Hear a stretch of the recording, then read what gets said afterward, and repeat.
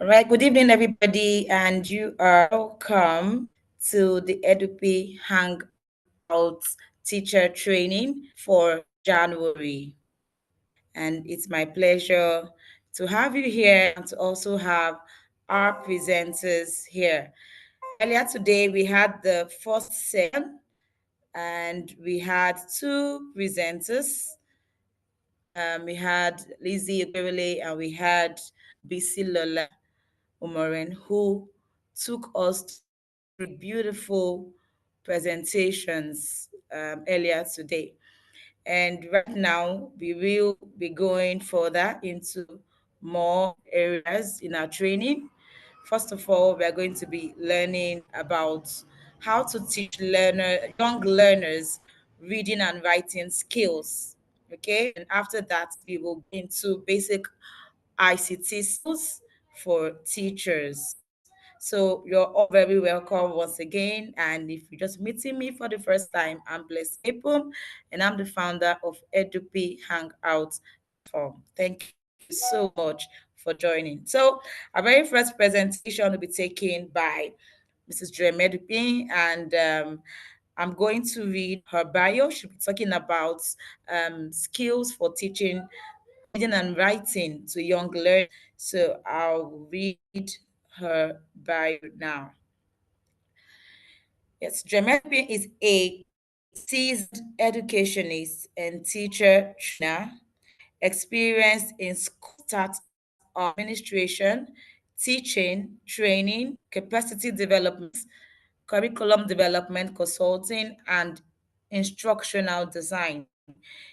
Her career spans well over 2 decades of taking up active roles in improving learning for all levels learners in teaching and leadership capacities, working with academic, non-academic, and tech in developing content and implementing modern techniques as well as sharing knowledge of same through public speaking in professional, religious setting, and indoors. She has earned a master's in educational administration and planning and a BSc in economics education. She is an alumni of Harvard Graduate School of Education, the prestigious Faith Foundation, and the Leadership Academy. Certified management consultant and a fellow of International Management Consultants UK. She is a trained child and adolescent counselor. These alongside several relevant certificates she also has. She is founding school director and recently in the tech space where she has taken up active roles as instructional head of learning and learning associates. Ladies and gentlemen, it's my utmost pleasure to present to you our presenter for tonight, Mrs. Joy Medupin. You have already heard me read out a bio, and she will be taking us on the skills for teaching, reading, and writing to young learners. Thank you very much, madam, and I hand over to you right now. Thank you for joining. All right, thank you very much, Mrs. Epum. Can you please confirm that you can hear me? Yes, I can hear you. All right, thank you. Good evening from this part of the world. I'm speaking from Lagos, Nigeria. Good evening, everyone. Trust Good we've evening. been having a good weekend. Since I can see only a few people, do you mind unmuting to respond? So I'm sure that we are all on the same page. They can hear you. Just go on so Okay, that we don't get background noise. okay, that's Yeah. fine. Yes, Okay, thank you. we have quite a number of people. Okay, that's fine. Yes, about All 13 right. people are already here, and more will Oh, join good. us, I hope. Okay. Yes. Can you see my screen? Not yet. I think you need to share your screen now. Okay. Okay, sorry. I have to change. Okay, now I've enabled multiple people to Okay. share, so you can share your screen now. Can you see my screen? Yes, it's coming up. Yes, we can. We can see your screen now. Okay, so great to have everyone once again. And I know what it is to participate in a training session on a Saturday evening. I mean, It's that time when you should rest, bond with family. But I sincerely appreciate the time that we're going to spend together here. And I do hope that our time together here will not be wasted.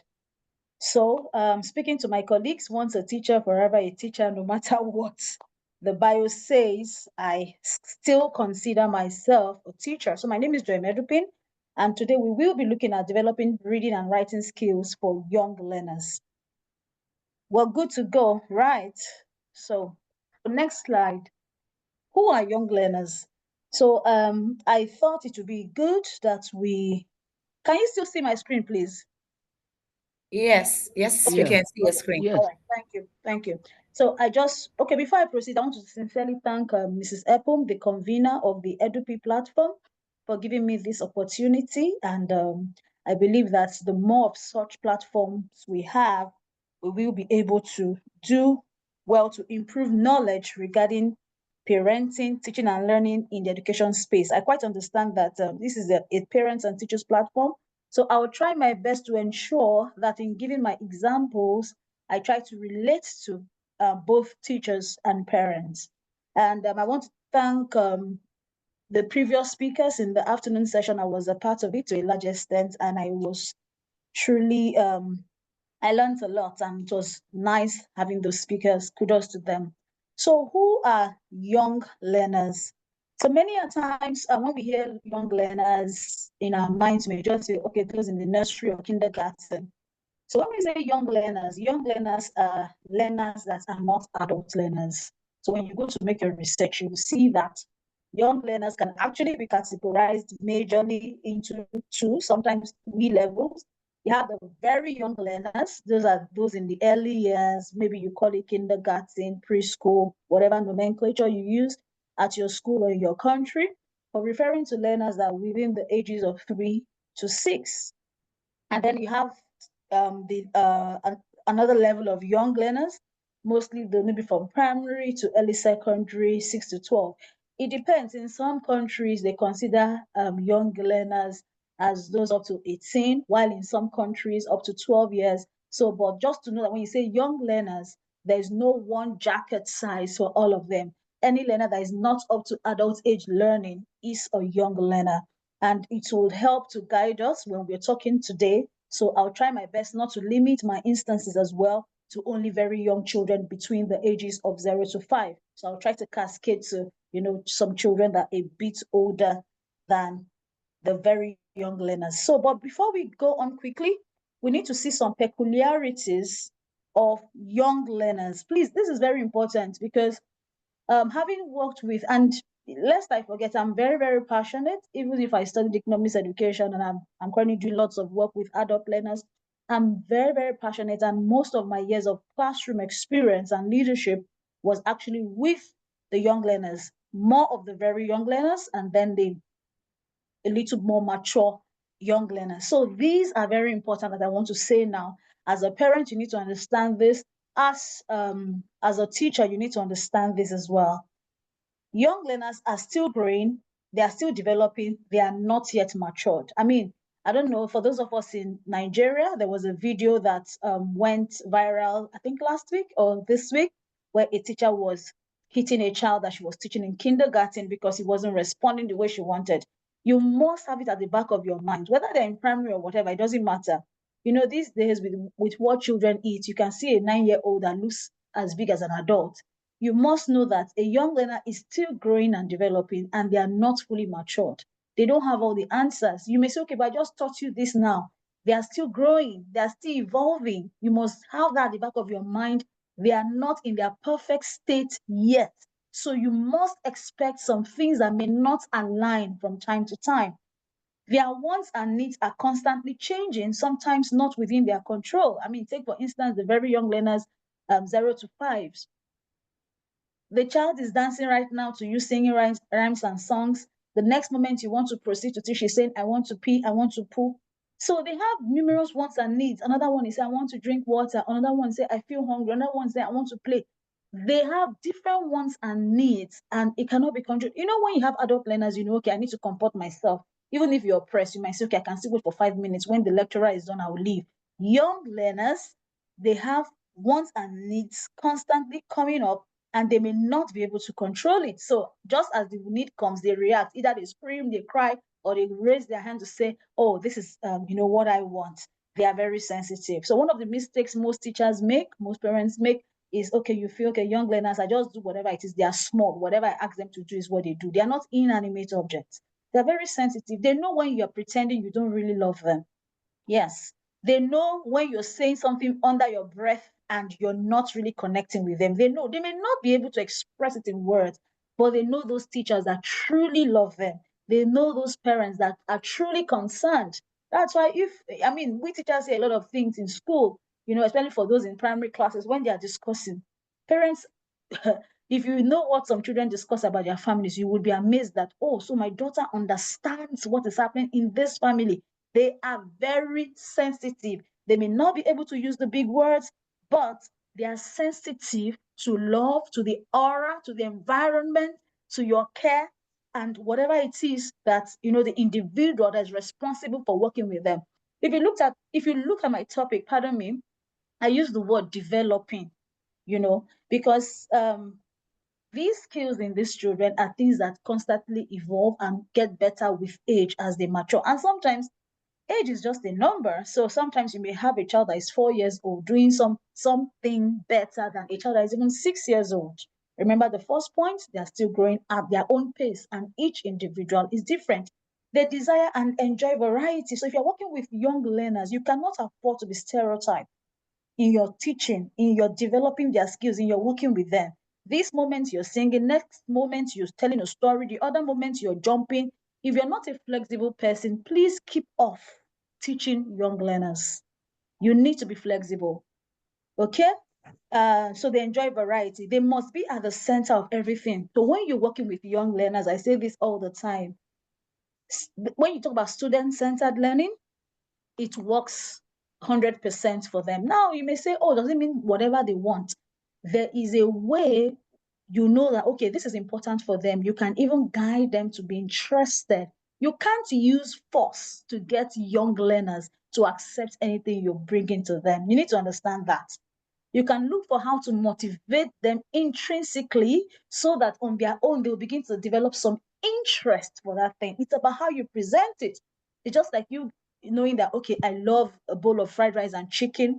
If you present that same fried rice and chicken on a dirty dish, dirty tray, dirty environment, I, who loves this so much, I'll say, oh, I'm not hungry. But there's a way you garnish that food presents. Even if I'm fasting, I'll be tempted to say, ah, God, have mercy. Let me just eat this food.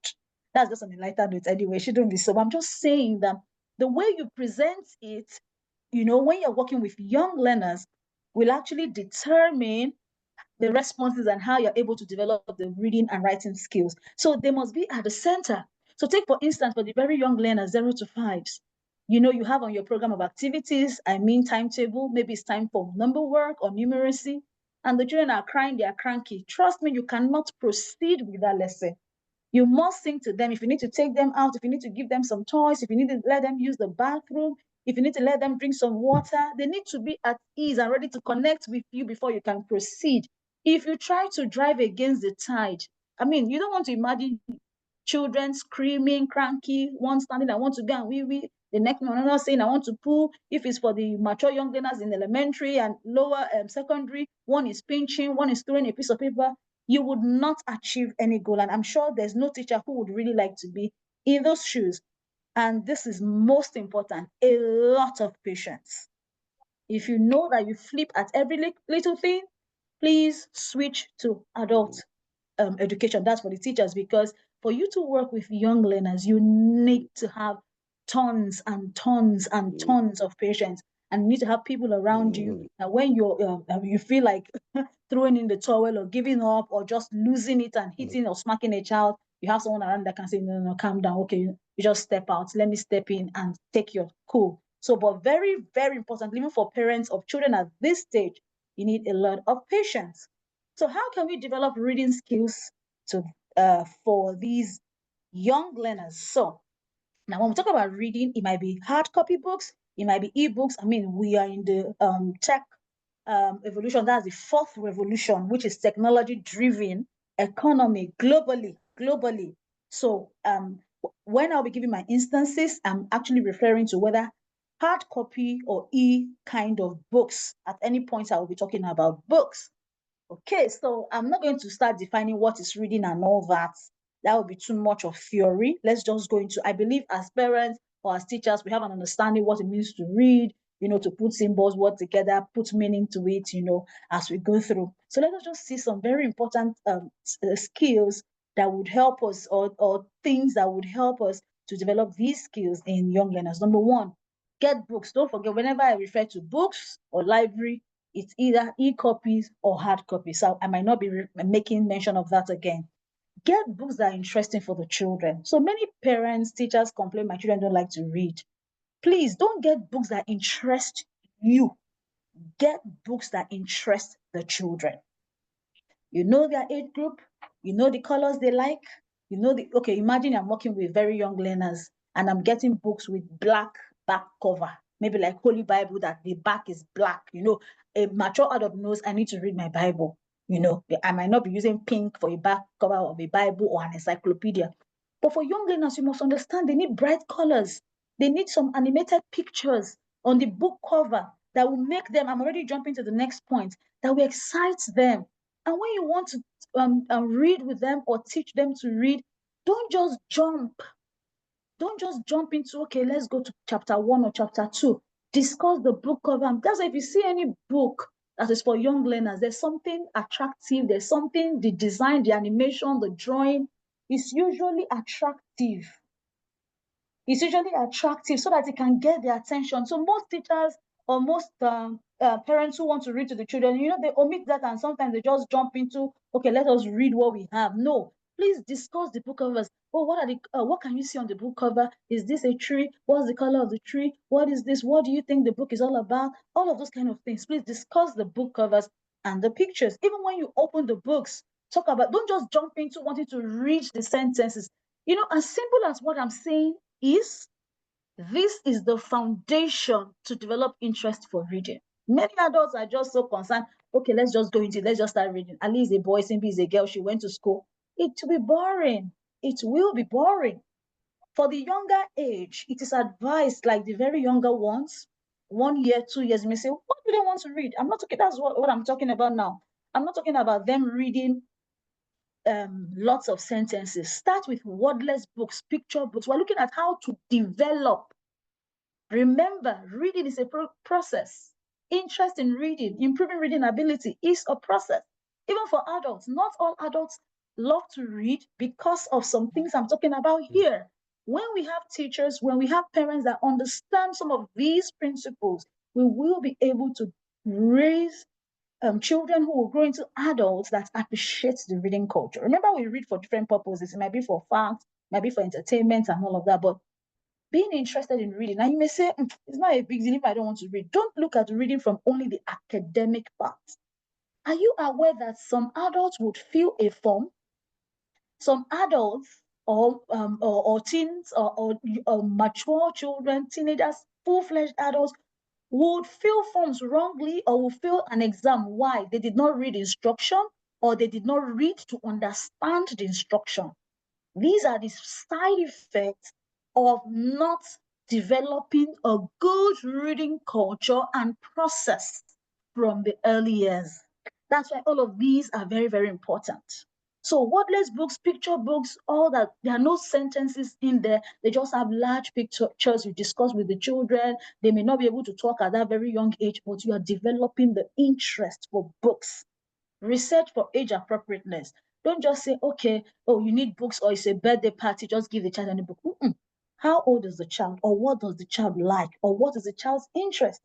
Even as an adult, you know that, let's assume you're a child that loves sports. Maybe you're a man, you love sports, let's say soccer. And I want to buy you a book or something that you would read, a material. Maybe you're waiting for someone in the reception. I now give you a fashion book about women, fashion, maybe lipstick, the reigning hair wigs in town. If you are not into that line of business as a man, you'll be wondering, well, what concerns me and all of this? So interest is very important. Appropriateness. So you know the age group of the learners, of the children. You know what interests them. So sometimes you can have, apart from if it's a structured academic reading session, that okay, we need to read this book, have variety. Okay, I have a boy, I know his favorite color. You can consider that in buying books for him. All those things will motivate him or her to be interested in going into that book. Learn to summarize lengthy books at the initial stages. So for young learners, let's assume you have a book about Little Red Riding Hood. Okay, it doesn't mean because you have that book maybe of 10 pages, of 12, 15 pages, you want to sit a 2-year-old, a 3-year-old, a 5-year-old down, a 6-year-old, and start reading line for line. Before you finish talking in 2 minutes, you, the teacher, should have read it before the lesson. So when you're talking about it, you are using the picture to tell the story. It's exciting. Can you imagine yourself sitting to watch a movie or something, and then there's so much talk, little or no pictures or videos. Before you know it, you just switch off your television or you sleep off. Same thing. The children want to feel like, okay, I'm looking at my teacher. It's like she's acting a movie to me. So it's really about how we make it interesting. And for parents too, all of these tips will help. Just accept the matured one, maybe secondary, adult learners, they know that, okay, I need to read this novel for me to pass my examination. Those ones are already mature. Those ones know I need to pass my IGCSEs, I need to pass my WAEC, my NECO, I need to pass my IB exams. They know that they just have to. But for young learners, you need to encourage them to love it. So learn to summarize, especially at the initial stages. Then as they grow more, encourage them, okay, please read chapter 1. Okay, read the first 5 lines, take a break, drink some water, stretch your legs, like that. Voice modulation and animated voice, facial expressions does the trick. Please don't read flat. Don't read flat to young learners. So maybe you are talking about the little which story will I talk about? Maybe the big bad wolf came and said, I will huff, I will puff. Imagine that part. A wolf is saying, I will huff, I will puff, and I'll blow you away. And you're saying, I will huff, I will puff, I will blow you away. It's not exciting.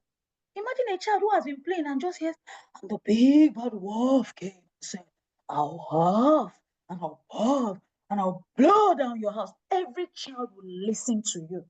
This is a major trick that works for young learners. And your facial so for you to work with young learners, are you saying that, okay, I should be an actress? If you need to be an actress or an actor, by all means. Do you know that even for adult education, if you're talking to adults or lecturing adults and you are just flat and moving, before you know, they will be dozing or thinking, okay, what will I cook for my family? Okay, what business meeting do I have? But if you know this trick, it works for even every level of learners. Add role playing, it still relates to what I've just said. Don't be rigid, don't stand at a spot. Even if you are sitting to read with them, demonstrate, gesticulate, put the expressions in there.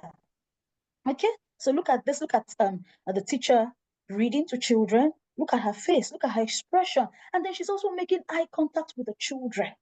So when you are reading, some adults will just, you're not reading to yourself. When you're working with young learners, you should be making eye contact. That's why it is not in their presence you are reading the whole book. You should have done your homework. So you are able to, from the pictures, talk about the book, talk about the story, making eye contact. The person whose attention you need to call up, you're doing that. Are we still together? Can you still see my screen, please? Just to confirm. Yes, yes, we are. We can see it. Thank And you. I hope I'm not too fast. I know sometimes I could talk very fast. If I am, please No, let the me know. pace is okay. The pace is very All right. good. Okay, Yeah, thank you. fantastic. Okay, so use phonics program. It's a great approach. Well, I don't want to say every parent or every teacher knows, because recently I've still come across parents, I've still come across school leaders that tell me, oh, my children came back from holiday and they are going ABCD back again. Please, the best way for your children to learn to read is to use the phonics approach. I use a lot of the Johnny Phonics program. There's so many other phonics programs. But because the Jolly Phonics is multi-sensory, doesn't mean it's the best in the world, but it works for me, it works for a lot of teachers. But use what works for you. Phonics program means that you are using of sound, teaching them to blend and to segment when necessary for them to be able to read. I mean, if you want to say cat and you're using the letter name C-A-T, cat, you can't go Siat. Siat is not cat. Cat is cat. Cat. So please, if you're a school leader, if you're a parent, please, parents, it's not everything on YouTube that is relevant. You need to get in touch with your school, and I hope that your school knows what is happening, what's in vogue. If they don't know, this is opening your eyes to go back to your school leadership if they're still doing letter names. And I put it as the next point. It's not just about saying we use phonics, abacad. Are you using it properly? I am also a Jolly Phonics trainer. And when people come for Jolly Phonics training, one thing I see is some people don't take their time to learn properly. Or if they learned, they don't go to utilize the skills properly. So even for any phonics program you are using, if you don't use it properly, you will not attain the right result. So let me give a very good example that is common. If you want to teach children, maybe to read, maybe you're doing high frequency words, what most people call 2 or 3 letter words. So let's say cat again, for example, and you're going k, a, t, cat, b, a, t, bat. You are segmenting. Simply put, I like to tell teachers when I'm training that blending is for reading, segmenting is for spelling.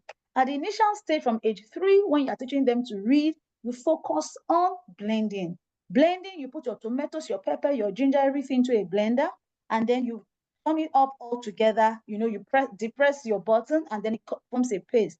So if you're to blend k, and then with a, and then with t, it goes from the beginning sound, all right? You string it along, and that is cat, cat. And when you say it quickly together, cat. Now you may say, oh, what's the difference? There's a difference. The difference is that if you have stayed long enough working with children in the early years, and this is important even if you're working with elementary, even with adult learners, in adult education, if you're teaching adults who cannot read, you must always go back to use of phonics. It's not an age, it's the fundamental for being able to read. The danger of using segmentation, k, at, cats, at, sap, at, bats, like that, is over time, in the short run, it might seem like the children can read the words. Over time, there are different aspects of literacy, and one of them is fluency. If you've worked long enough with the early years, there are some children that are age 5, 4 plus 6. When they want to read a sentence, they'll be having the beats of the blending in their of breaking the sounds in their mind before they say it. And for you to be a good reader, fluency is a skill that is relevant. So that's why I say some teachers do not effectively use some of these methods. So don't be a half-baked teacher. Go through the right channels for trainings. I mean, just like EduP, you can speak to Mrs. Epom if you feel that your phonics teaching skills are not good enough, or you feel you're not achieving the right results. Trust me, if you're doing the right thing, you will get the right results. All right? Just a second, please.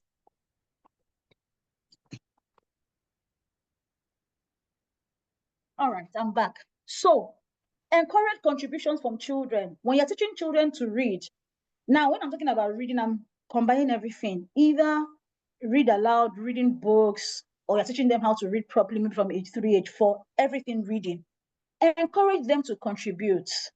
You cannot be the master of all in the class. It shouldn't be teacher-centered. Let them participate. Don't say, oh, this child does not know it. I don't have enough time.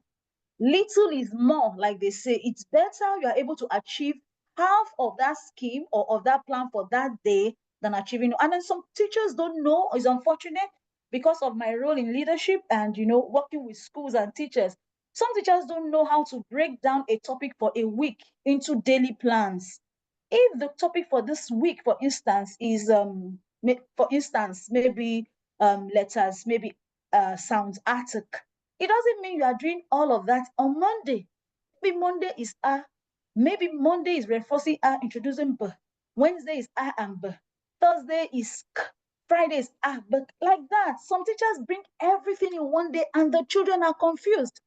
In the afternoon session, I know the facilitator, Miss Lizzie, that was really a fantastic one. She was saying that you must connect, and that's so true. When you're teaching literacy, all of the strands of literacy, the grammar, comprehension, creative writing, there must be a connect. So your comprehension text is not in isolation from your, grammar text and all of that. There must be a link. So it's very, very important. Let the children contribute. Don't say they are so young. Even if they are just going to say, it's part of it. You can share reading lines. So for those mature children, you're beginning to read from textbooks and all that. Don't be the only one reading. Okay, I'll read the first line. Next, Joy, read the next line. Next, Ada, read the third line. Like that. Let there be shared reading. Everybody must participate. And don't allow chorus reading. If not, you wouldn't know who can read and who cannot read. Encourage critical thinking. So when you are doing reading, you're not just reading like you're looking through a dictionary. So maybe you're reading a book about whatever it is, and you say, okay, so from the picture, what do you think is going to happen on this page?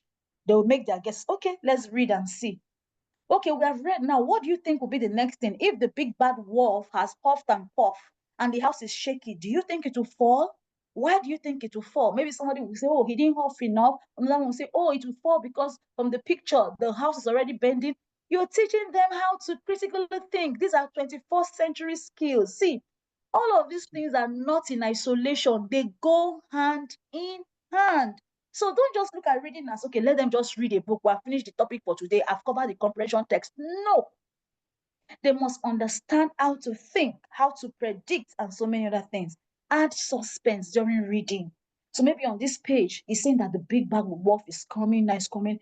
So just like a movie, when there's suspense, you'll be like, hey, okay, I'll go do the dishes later. Let me see what we have on.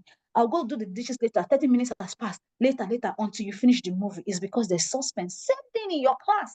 Same thing in the home. So when we are sending children to develop reading skills, it is the way we present the meal. Remember my example of presenting fried rice and chicken to me? The way we present the meal is what also determines their interest. Oh, so now the big bad wolf is angry and he's gotten up and he's saying, I will huff and puff. Oh, what do you think will happen next? And all the children will be looking at you. So when you're saying my children don't like reading, they are not listening, they are noisy, trust me, you have not started using the right skills. All things being equal. Don't forget that. So I know that there's some schools, maybe you have 100 children for only one teacher. But even if you use these skills, I bet you that 70 to 80% of the children can be child glued to you with rapt attention when you know how to do this thing. Trust me. And if you're really passionate about helping these children read, you can do anything. Don't say, do I want to turn you into a movie person? Yes, a teacher is everything in one. Okay, so another thing you can see, encourage private reading times. We're still going to see that, see a child reading. Okay, and then encourage group reading sessions as well. Door. And we're still going to go into that point because of time, because I think I have quite a lot so that I don't just remain on that slide. Add story times to your timetable. There are so many schools that they have time for science, basic tech, mathematics, introductory technology, blah, blah. Even if it's from free periods, even if it is 10 minutes. Now I'm talking about not just comprehension periods. Those ones are constant. You should be able to, in your literacy, you should be able to indicate on your timetable which days for creative writing, when it's for. I'm talking about developing interest for reading or story time, read aloud sessions. Even if it's 10 minutes in a day, there should be a time for individual reading.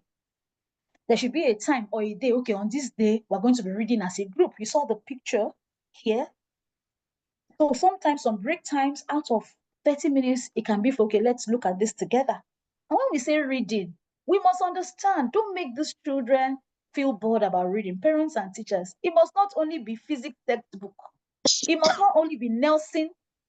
Somebody saying something? Okay.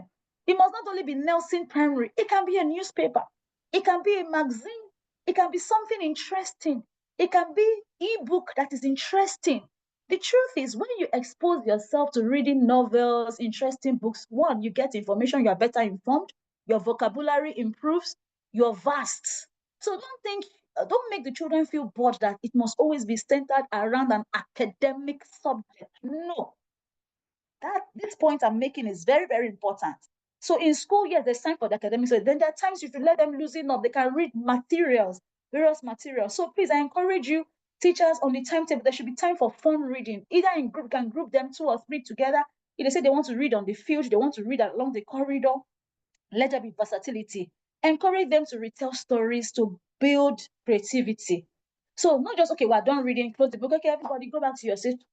What can you tell me about this story? Yes, moral of the lesson is different from retelling a story. Now, the beauty, whenever I train, I tell people that if the early years is strong, we'll have better adults. After telling a story, encourage them to retell. Retelling the story does not mean they will give it verbatim. They may give it back 50%, apart from the fact that it helps you to know if they've understood the story. It's helpful for developing memory recall. So when you're having adults, they can't recall facts, they study, they can't recall. From the early years, they were not trained to know how to recall. So, but once you know that, oh, Mrs. Nedopin will ask you, who can tell me about this story?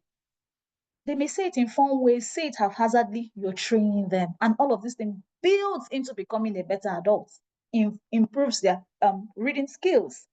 Encourage read aloud and quiet. I showed those pictures. So there are times when you should encourage, okay, everybody one-on-one. If you want them to read their notebooks, it's fine. If you want to look at any book that interests you, it's fine. If you want it to be, okay, read aloud. Somebody is in front, we're seated, they're reading. No stereotype in how to read, make it relaxing and fun, like what I showed us in previous pictures. I know that most of our schools may not be perfect, but please, teachers, let's begin to think out of the box. Whenever I train, I say this to teachers. Can you imagine if you're in a staff room and one of the policy of the school you signed before you got into the school, or maybe you didn't sign, because if they are told you won't have taken the job, is that you must never stand up from your desk from 7 a.m. you enter the school till 4 p.m. You must never stand up. How many of us will remain in that school, even if they're paying you 1 million? I don't think I will remain.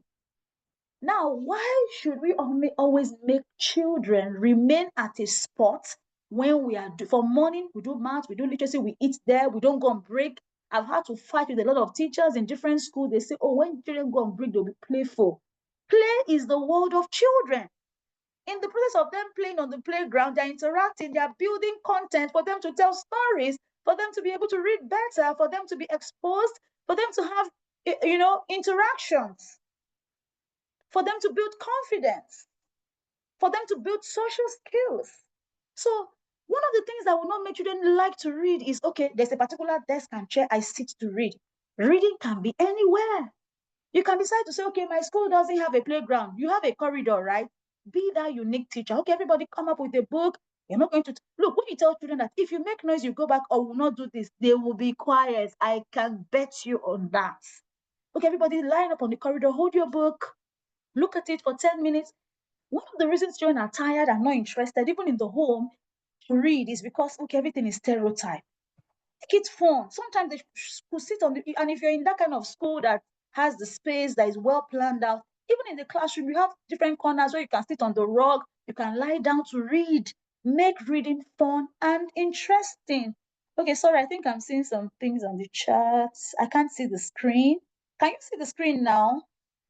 Or Yes, I think you can go ahead. Maybe it could be that was a the previous one. Please, what yes, about teenagers playing? Is this approach applicable? Okay, maybe I should just hold on that for question time. I think there'll be question time, right? exactly at the end of the Okay, presentation. so that I don't. Okay, now group reading. I mean, look at this. So, as a family, if we have parents here, encourage group reading as well. Everybody contributes. Everybody contributes. No knowledge is a waste. Don't say, oh, my baby cannot say anything. It's motivating, and you, the adult, you're there, even in class, So you can even say, okay, change your seats, change your position. Let's go to the playground. Let's come to this corner. Let's put our seats, as our tables aside, form a semicircle with our chairs. So don't tell me that, oh, they're not in the early years, they can't sit on the floor. They can use only their chairs to form something unique. Look, children should be thinking, I don't know what Mrs. Medupin has in store for me in class today. I want to go to school. Not thinking about you is like thinking of a scarecrow. I don't want to go to school. Every time I read, every time I put my head down. No. And don't say my school does not have it. Be creative. I just shared some points with you. So even if you're in a government school, okay, you don't have a rug in the class for them to lie down to read. Let's put the tables aside. Let's form a semicircle. Let's form a circle. And it's time to read. Doing something different, variety, makes it exciting. And, that interest is automatically there. Then I will also encourage, be that as it may, it's also good, especially for independent reading. And when you want to read for facts, you want to read maybe for specific reasons, like for exams and all those kind of things to prepare for a presentation, let there be a reading corner. If your class has that space, fine. If it doesn't have that space, on the timetable, you can say, okay, at this time, no noise, everybody's reading. Nobody is doing something else. We're reading so and so material. Then let's encourage the reading culture. You may say, oh, my house is not so big, I don't have an extra room. There should be a corner. It's just like if you're going to have home tutors in your house, you won't put them in the sofa area. You must create a corner that the child knows, when I'm going here is for tutoring. Same thing. When I want to do serious reading, there's a corner in the house, there's a corner in the class, or if there's no corner in the class, okay, everybody is arranged. It's time for us to read independently, be calm and quiet. And then if we have libraries in our schools, please let's not convert them for other purposes. We need to revive the reading culture, whether it's tablets for ebooks or hard copy books. Please, we need to revive the reading culture. You may say, with the adventure of tech, I don't know. I saw a write-up recently this week, but I didn't really take note of the source. Which country was it? Sweden? I hope I'm not mistaken. That about 10 years ago, they removed books from their libraries and switched to ebooks. Now they're investing millions to get books. There should be a balance. Many parents are making a huge mistake. Because I want to encourage my child to become, I just give them a tablet. Encourage the hard copy and the ebooks. Look, whatever goes around comes around. I'm not saying that technology is not ruling the world. I'm currently in the edtech space, and I know that technology is moving. But the truth is, too much of screen time is not also the best. I know it's for books. Even for basic eyesight, too much of screen time is not the best. So let your children be able to, expose them to variety, even in schools. Don't expose them to only hard copy books. They don't know how to read ebooks. Don't expose them to only ebooks. They don't know how to read hard copy books. So that wherever they find themselves, they can thrive. Discuss during and after reading. Give tasks. The tasks must not be written alone. I keep saying this to teachers. I'm saying this to parents. After reading, who told you that they must go and form what I learned about the story? Who says that? Bring in tech in even a minimal way. You can tell them, okay, do a video, send to my WhatsApp, telling us what you learned about today's story. So giving tasks must not only be written. I think we're too, I think this is a platform for African teachers. Let's not be too African minded. Is when the children write many foolscap sheets that show that does not show. We need to develop people that, there are a lot of people who have a lot in there, but they're not confident. They cannot speak to even a group of 5 people, not talk about a crowd. And they have so much and they're dying with it. Yes, as basic as WhatsApp. They can go home. That's the assignment. Yes, it's an assignment. And in between reading, don't just read like they say, one-way traffic. Okay, so what do you think about this story? What do you think will happen next? What can you even use the ability to record their attention, especially for those that are distracted? So during the reading, you must balance it so that you don't veer off the point.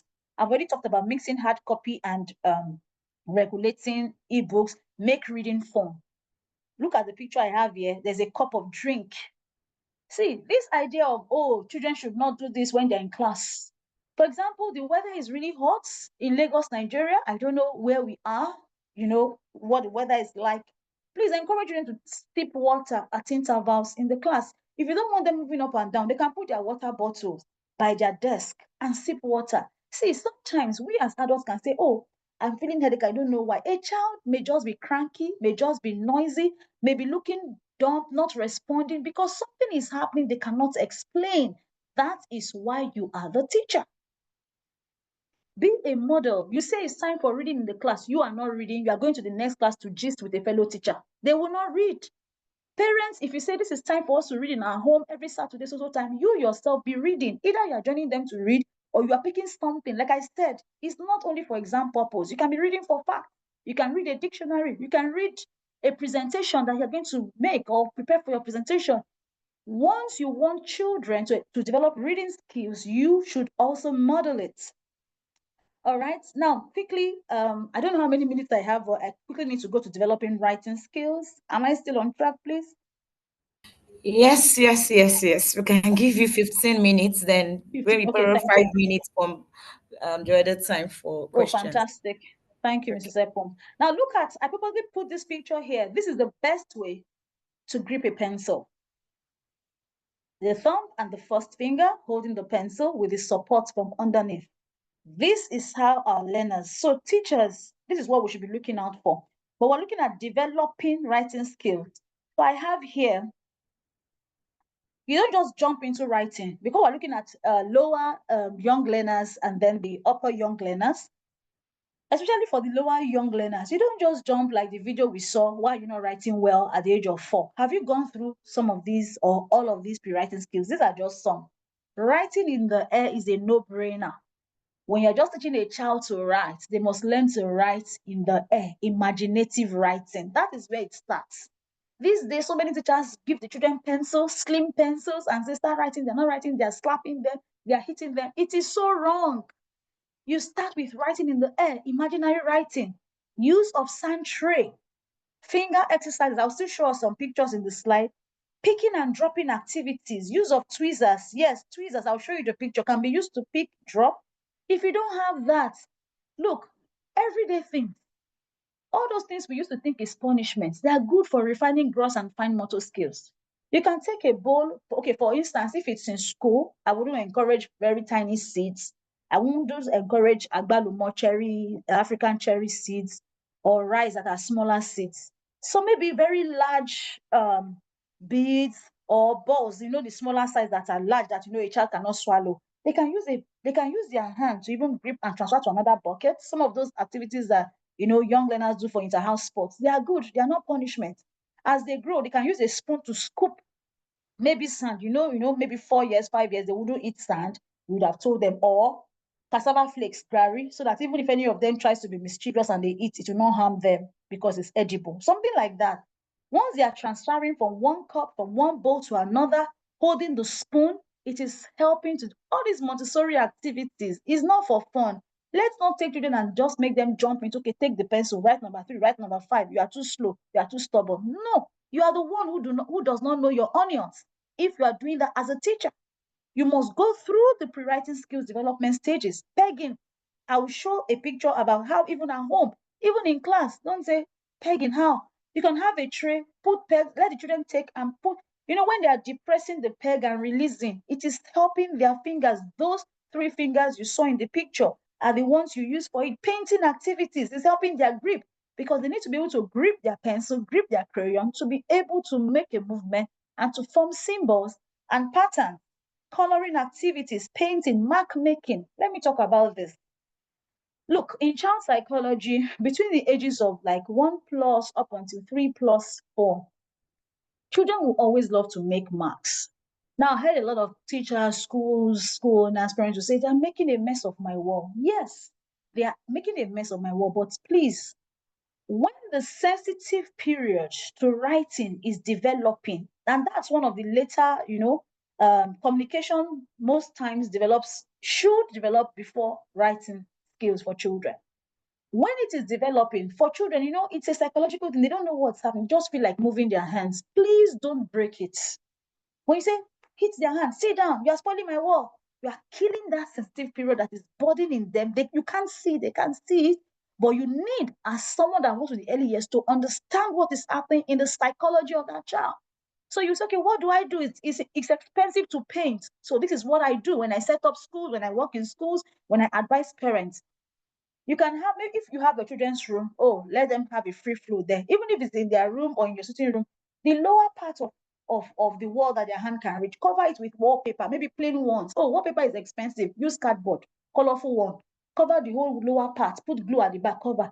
Let them, because if you kill the sensitive period and the children end up having it difficult to write, you'll be the one looking for lesson teacher and prayer points to get them to write. By you hitting their hand, put your hand down, you are killing something that is developed on the inside of them at that time. So that is how I advise people to handle sensitive periods. Okay, this link, maybe we'll drop it on the platform.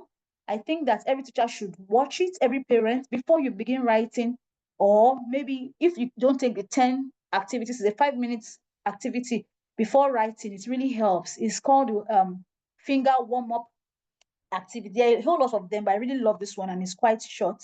It really helps to loosen, because once the fine motor skills are not refined of the hand, grip is not there, they cannot write, they cannot paint, they cannot color, and there's nothing you can do about. So it's not about slapping the child.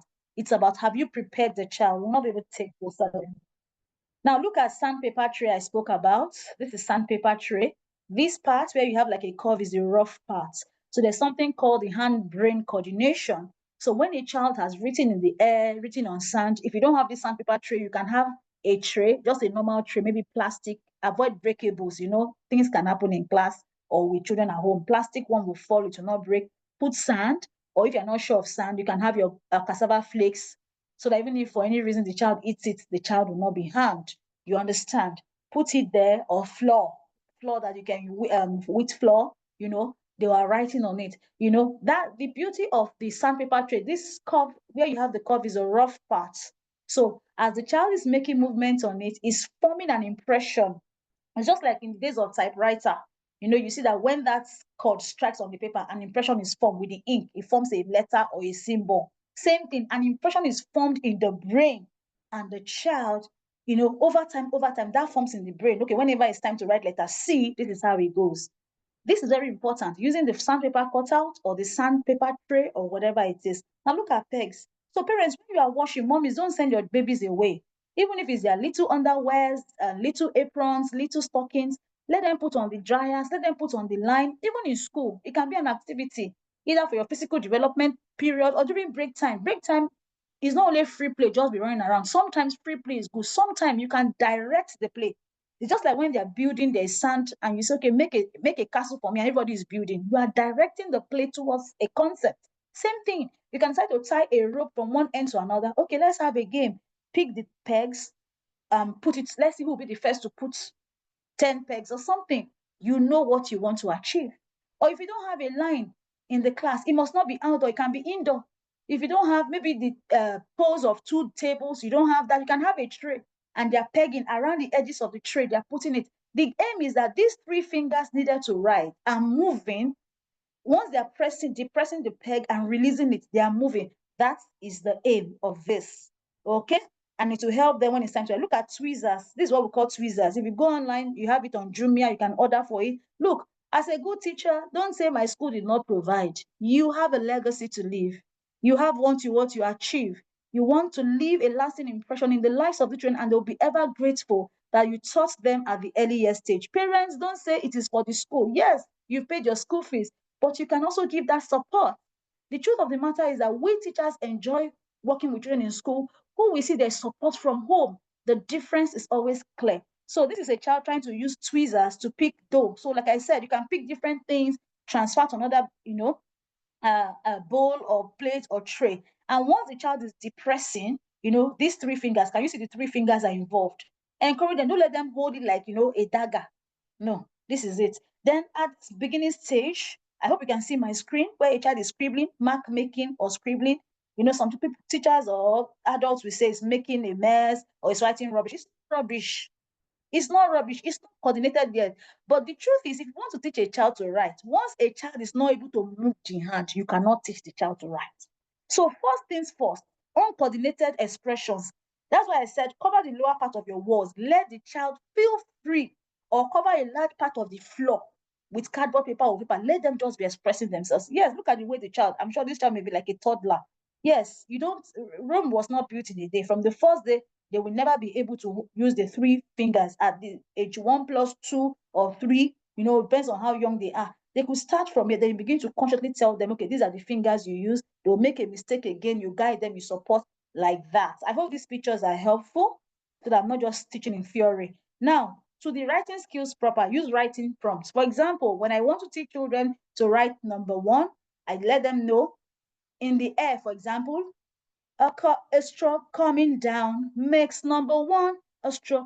When you use those prompts, whenever they want to write, I don't need to hold their hands. I mean, over time as they mature, I don't need to hold their hands. When they're stuck, I say, remember the song? What is it? A straw coming down. So put your hand at this point, go down, and that's 1. They get it. So prompting helps. You must be able to get songs or words that use a curve and a dash makes number 2. So once the child is stopped, don't hold their hand to write. Remind them, how do we write number 2? The child say a curve, so make your curve, then give it a dash, makes number 2. Way to go, like that. Use chunky crayons or pencils, please. When they are still very young, maybe 2 plus, 3 plus, they must not start with proper slim pencils. Get chunky fat.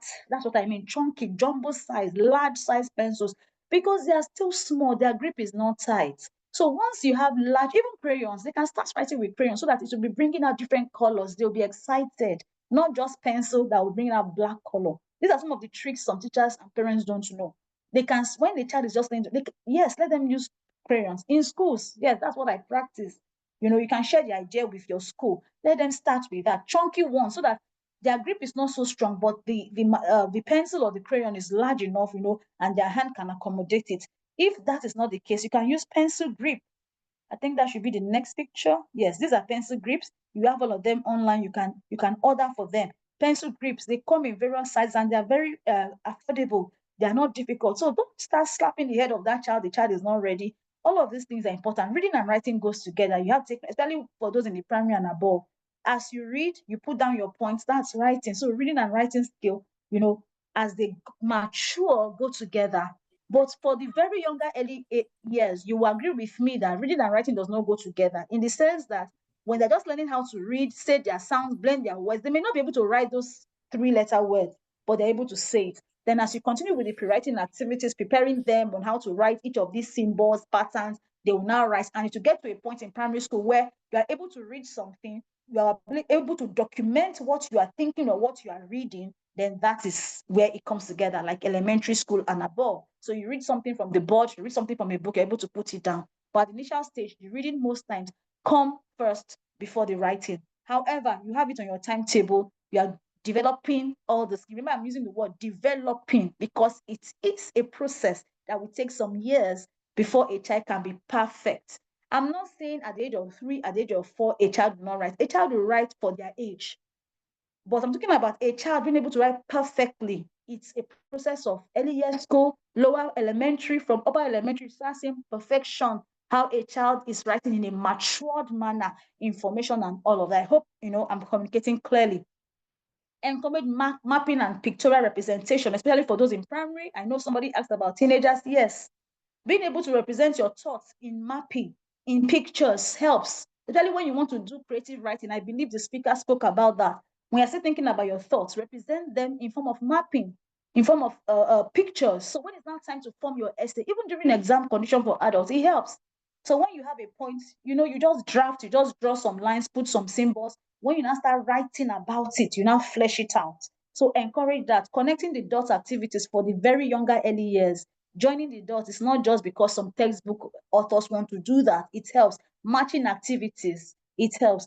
Teach step-by-step process. Like when I was talking about a curve and a dash. A lot of teachers or parents encourage their children, for example, you want to write number 2, you write the dash first before the curve. Wrong. You want to write number 5 first, you do the dash on top before you write a stroke. No, wrong. There's a step-by-step process. Encourage them. It will help proper formation and fine handwriting as the child matures.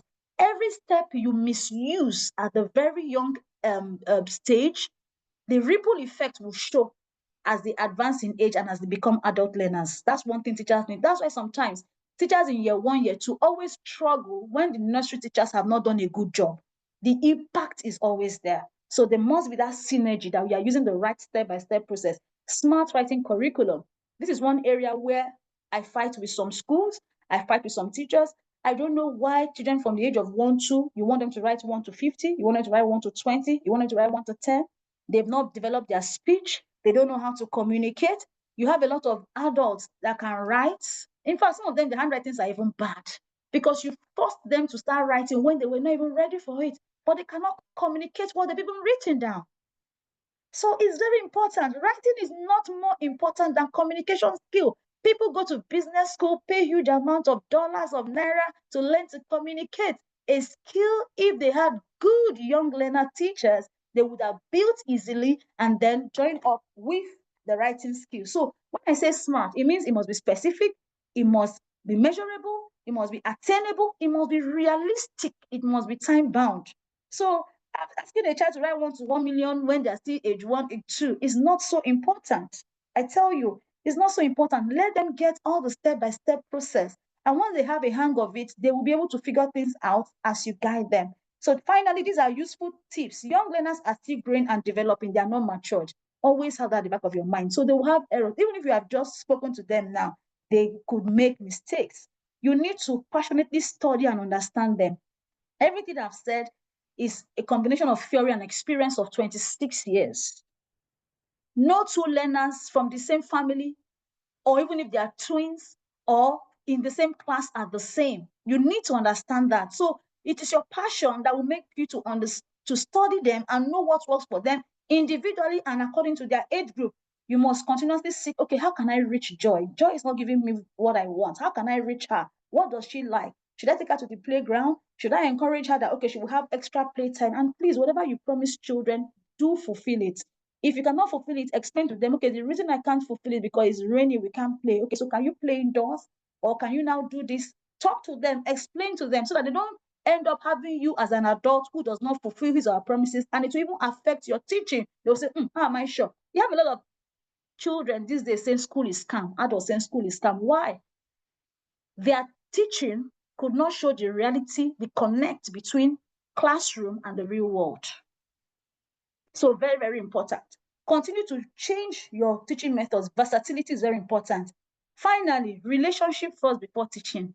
You cannot reach out to someone that you are not connected with. And when I say relationship, professional relationship, I'm not saying to the children you are teaching have some kind of relationship that are not allowed by the school. You know what I mean?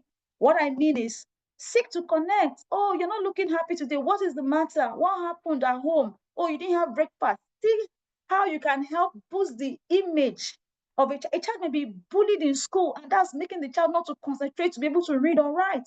Seek to understand the child. Seek to be interested in the welfare of the child before bringing reading and writing skill development, and to really help you. Again and again, a lot of patience is required. Thank you so much. I hope you were able to gain a lot from this session, and I'm open to questions at this time. Thank you. Wow, amazing. Thank you so much. In fact, we should be thanking you because of the so many insights that you've shared with us. Yes, so many things within this short time. And I know you still have many more, but you just tried your best to keep to time. You know, just 3 minutes after 6 o'clock. But I think we can still take maybe one question in 2 minutes before we hand over to Light. I hope Light is here.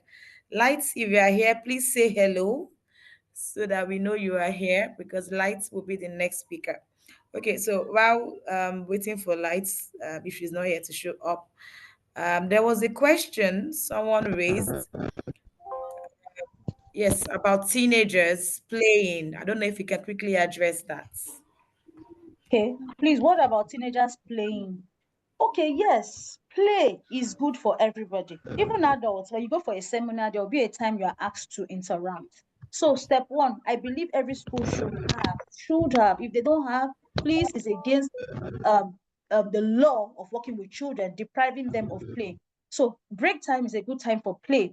When you're teaching teenagers as well, have like breakout sessions. It might be 1 minute, it might be 2 minutes. Okay, get a partner, discuss so and so concept, and after 2 minutes, you face the board again, face me standing in front, and you talk about it. It's a way of lightening up and making the learning fun, interactive, and break time is good enough for them to play. And when we say play, even in edtech, gamification, that's why gamification is very is doing wonders in the education space. So you can bring games for them to feel they're playing, maybe cards or something to teach a math concept or something. I mean, and then they're learning from it. So yes, play works with them. But play of teenagers is different from children throwing sand, molding with their hands, more than playing with dough and all that. I don't know if I was able to answer that question actually. Yes, oh yes, absolutely. I can't agree less with you. Yes, so teenagers, even in secondary school, they need that time, a refreshing time to come out of class. I mean, have some games, have some sports, you know, be relaxed. You can't just stress this brain all round the clock. So even in the universities, yes, I remember you still have some gaps in between lectures. You cannot have lecture from 7 a.m. to 5 p.m.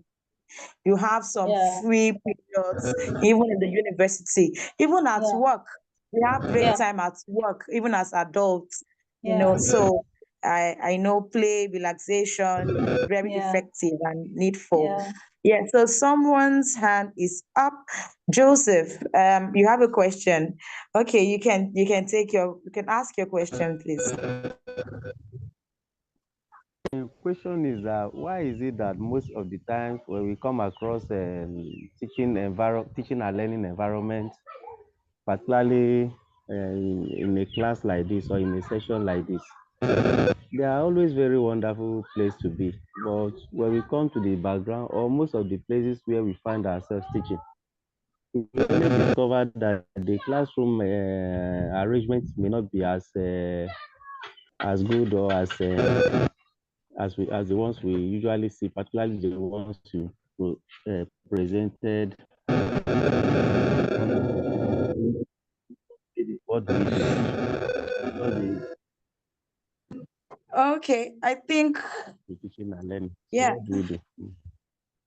Okay, I think Joseph is having network challenges and they were not able to hear him clearly. But if I get your question, Joseph, you're saying that the pictures that were, projected by Mrs. Joy, you saw the classroom looking nice and all set, but why is it that in reality we don't have such classes? Some of us are not exposed to such class situation.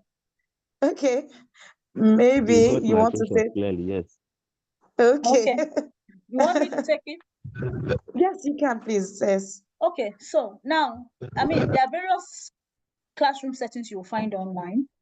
You would use a setting that depicts standards, and there's reality from pragmatism. So we know that in a good number of African settings, not all, I mean, there are really fantastic schools, international standard schools in our countries, but we know that there are some schools that might not have all of these facilities. But there's something about you seeing the standard so that you don't think that what you have is the standard. That's one. Two, if you were following me when I was giving my examples, I was giving examples for even situations that do not depict what the picture is saying. So take for instance, you're in a school setting, there's no rug area where the children can lie down to play. Remember when I said you can have the children put their tables aside and rearrange the chair arrangement and form a semicircle instead of the regular, 4x4 row to create a different ambience. Remember when I said they could take their books on the corridor or on the playground, everybody goes sit on the grass or stand by the corridor to read just to have a variety. Look, the truth of the matter is that the teacher is at the center of everything. When you see a situation where you know you don't have control, that is where your creativity comes in to bring something that you can still use to achieve the goal. So the reason for using those standard pictures is to let you know this is the standard. This is what it should be. So, and that will stimulate ideas in you to think, okay, what can I do since I cannot have this? But if you don't see something better than what you have, you might think that how they say it, you always think that your father's farm is the largest if you have not seen somebody else's. I hope I was able to understand. But you can create some